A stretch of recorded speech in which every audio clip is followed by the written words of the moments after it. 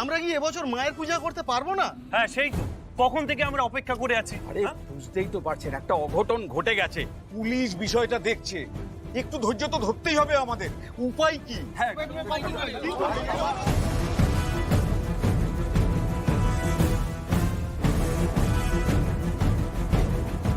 প্রত্যেক বছর আমরা রাজমহলের এই বিখ্যাত পুজো কভার করি।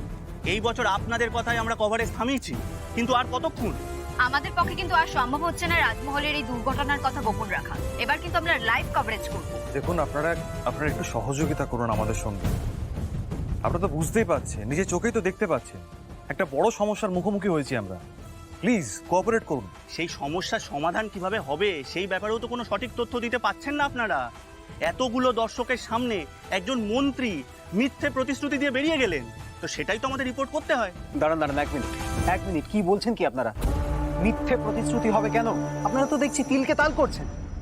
তাছাড়া মায়ের মুকুট কিন্তু রাজমহলের প্রত্যেকটা মানুষের একটা ঐতিহ্য, আর আপনারা তো দেখলেন যে ফুলকিরা চেষ্টা করছে।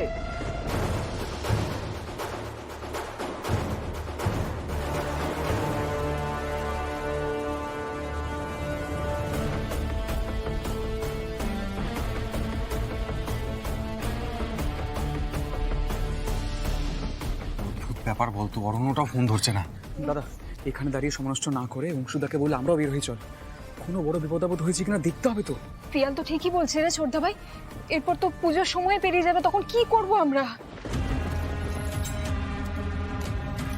এমনিতেই দেখ লোকজন কেমন অস্থির হয়ে উঠেছে। প্রবলবাবুরাও ঠাকুরমশাইয়ের সাথে কথা বলছেন। এই এই এই এদিকেই তো আসছেন। ম্যাডাম, ফুলকি ম্যাডামের কোনো খবর পেলেন কি? পুজোর সময় কিন্তু এবারে পেরিয়ে যাবে। মানে অন্তত মুকুটটা পাওয়া গেল কিনা সেটা জানতে পারলেও ভালো হতো।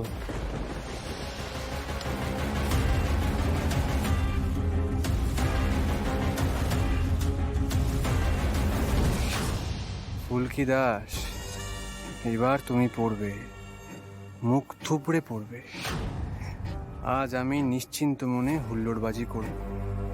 টাকা নেই তেমন ঠিকই, কিন্তু যা আছে তা দিয়েই মোৎসব হবে।